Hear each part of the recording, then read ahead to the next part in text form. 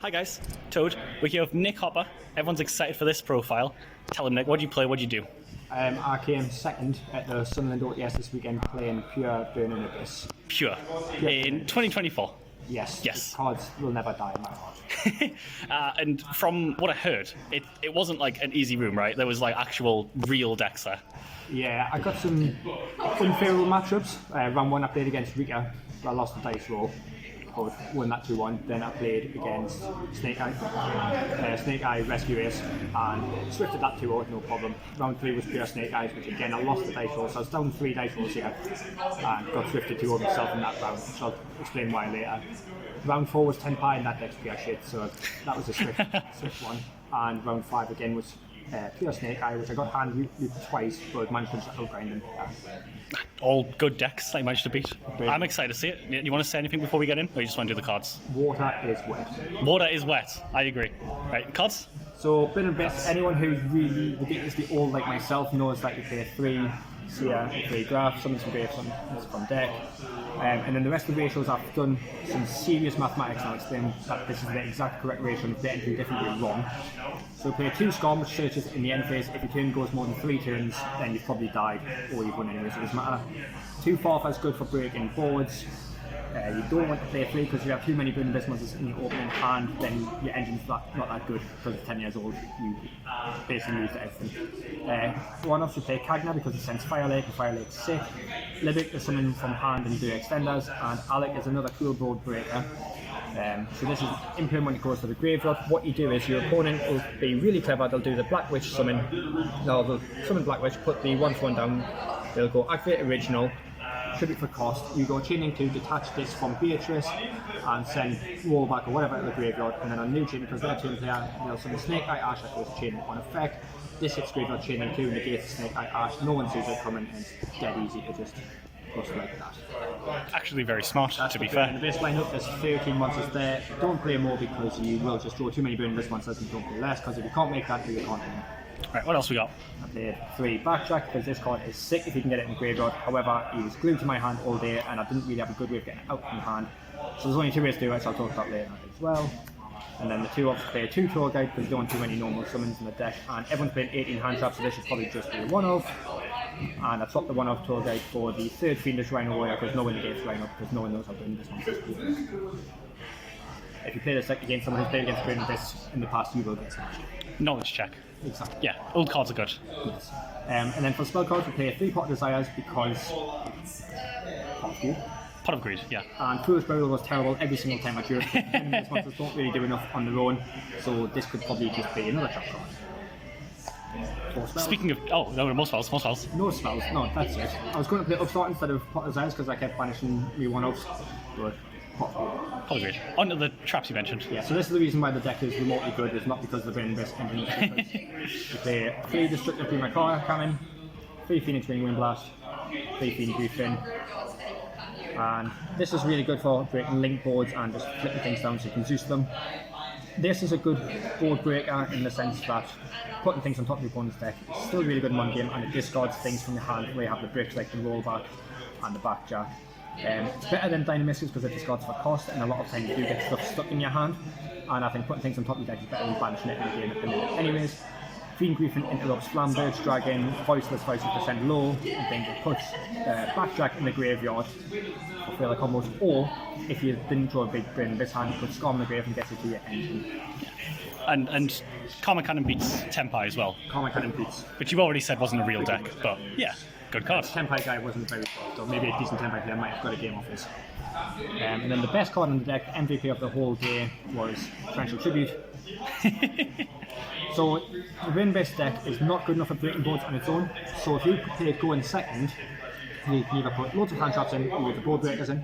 If you put loads of hand traps in, you're susceptible to getting talents and losing a small engine that you play, so that doesn't work. Also you can't play Nib, which is the best board breaking hand trap, so that doesn't work. You can play board breakers like Droplets and Dark Ruler and stuff like that, but again your deck doesn't have good enough follow-up on its own, so you can't really do board breakers because you just die turn 3 if you don't kill them, which obviously you can't with Dark Ruler. So the option is to play really strong trap cards and play things like board break like this. I built the deck to basically win every dice roll going first, thinking with the only 5 rounds, the chances are I win all 5 dice rolls, and I won 2. So, not good, but never. And then still win anyways. Yeah, of course, couldn't. Free transaction rollback because this card is going to be banned soon, and it's basically no one checks the graveyard enough. So the amount of times they looked at it and go, they've obviously watched Josh Smith and gone, oh, I can just he's going to copy a Karma Cannon and boot me field or whatever, and then I just torrential tribute them again. And then all my stuff floats, and theirs probably doesn't float more than this. And then neither of these actually came up at all during the tournament, which I'm really sad about. But if you play Cagnet, send Fire Lake, and because rollback doesn't copy the effect, or doesn't copy the cost, it just pops 3 cards your opponent controls. And it's better than the burst, whatever the card's called, because you can send this from Cagnet, so you can get to it in engine. And then this, the general consensus was, you go first, you mill up Dante, either mill rollback or you mill this, and then on their turn with Beatrice, you just send the other one and turn skip them. But Beatrice kept getting ashed, because there's nothing to ash in apart from draft, which no one ever ashes to. Yeah. Beatrice is also a big boogeyman. Exactly. Everyone's scared of it. And the main deck, I think, was 43. Yes, I think it was 43. Would you cut it down for milling consistency? It's above 40 because although you want to mill the cards, sometimes there's a lot of cards that you draw into that you don't want in your hand. And because I didn't have Dynamiscus to get the cards out of your hand, I kind of wanted to try and avoid. Yeah, and barring reducing tour guides, was there any other changes you thought about? Foolish Burial should definitely be something else. Again, maybe play 2 Dynamiscus. I think 5 discards is probably correct. Other than that, apart from changing the entire deck to something that's not 10 years old. You want to go side or extra next? Yeah, we'll do the extra deck. Extra deck. That's my favourite part. So play 3 Dante. If you play pure Burning Abyss and you don't play 3 Dante, you're a moron. This comes up all the time in grind games, and there's probably about 3 or 4 occasions where I played 3 Dante and was thinking, damn, the 4th would be nice. So 3 of the boy. Beatrice, is self-explanatory. Breaksword, you summon this because it's bigger than the Dante, so it's usually run the 2k into stuff and then put it down at Zeus on top of it, or it's good for out and floodgates because it's attached one. It's a Diamond Direwolf. Yeah. But this, I think, is something that one stay and I got. Fortune Tune, this can't be targeted, so again, when Snake Eyes put the stuff in defense mode, you go into this, it can't be targeted, and it's this. Pretty good. It has another effect which almost came up against Recap, but the nib is. Yeah. Which we win anyways. Standard for Zeus.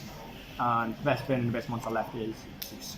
I'd probably play 2 of this just because there's Castura stuff sticking about, but my Zeus went in the washing machine, so I got one. The last succeed was Typhon. This came up a couple times actually against 10 party. Dropped it down really low and put Flare Metal up, so I just summoned the body, put the Typhon over it, attack over the Flare Metal and bounces 3k down. So the deck doesn't do anything now because it's got no fall. And then a few link monsters. The normal basic combo, you're supposed to end on IP with Beatrice underneath it, so you trigger the Beatrice and then IP, you can go on SP, things like that, but that plays in at nib, so I didn't do it at all. So this came up once today and got impermed. Nightmare Phoenix, this is actually really good. So instead of going into SP Little Knight, what you do is you go into Nightmare Phoenix and you'll hit the field spell or something in the Spam Trap Zone, anything like that, but it discards the card for cost, gets rollback out of your hand. That came up quite a few more times than SP, surprisingly. Cherry Beanie came up 0 times because it's a level 3 extended deck, and this deck's basically just summon 4 times, outgrind your opponent with drops. It's a Little Knight. It is Little Knight. And Boral Sword Dragon is better than Access Code in this deck because Boral Sword plus Dante or Beatrice equals 8,000 damage. It's slightly easier to summon, you don't really have that many different attributes for links, and Boral Sword's way cooler. And then lastly we've got Grey Dante, which never came up because no one actually got to the point of popping Beatrice. I was just torrential in my own board. But if you ever summon him because your opponent doesn't know what this card does and I think it's going to summon a normal rank 3 Dante for the extra deck, it's basically like a win con. Yeah. So this card's really good. If it wins you the game, worth a space. It's very good. Any other changes? Anything you considered? I'd probably play Nightmare Cerberus. I'm not sure what I'd take out for it. If I was going to YCS, I'd probably take this out because anyone who's any good will just not pop the Beatrice. Yeah. So Nightmare Cerberus or Nightmare Unicorn's probably the only differences. Probably Nightmare Unicorn.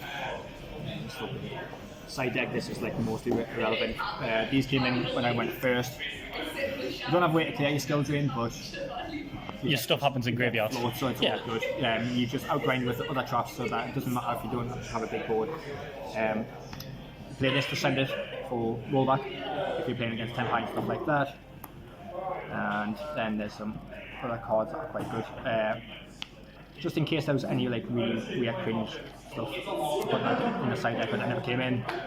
I thought there was going to be a flu duelist there because I heard that was quite a big flu scene, so I actually sided these, and there was no flu there. I just played against meta deck, so this never came in. And I wouldn't recommend it anyways. Yeah. Flu's not a particularly hard matchup, to be fair, because of all the traps. They go in second card for that 3 lava golem, which I've seen once all day. I milled all 3 of my first hand, so that was no good. And then this card was glued to my hand. Which is one of the best board breakers you can have in the deck. It sacrifices your Zeus, but you basically just put them on low cards in torrential tribute. And then last but not least, when you're going into game 3, and you want the opponent kind of understands that you're trying to outgrind them a little bit, so it's important to kill them as fast as you can. So you play Barbar because for extra 900 damage. You have 2 that isn't base, it's 7/5, so this just puts you over the top and helps you kill you. Yeah, for game. Exactly, yeah. For game, yeah. It's OTK enabler. Yeah. But not in the main deck, because you don't need it game 1. You kind of want to outgrind your opponents. It's not really an OTK deck, but once they realise in game 3 that they'll stop playing Trench Tribute and they'll slow roll you, that's when you've got to get aggressive. Well, that's all of it. You want to say anything before we finish off? Shout out to Team Mantra, lift weights, do calisthenics, and water as well. Well, thanks very much, Nick.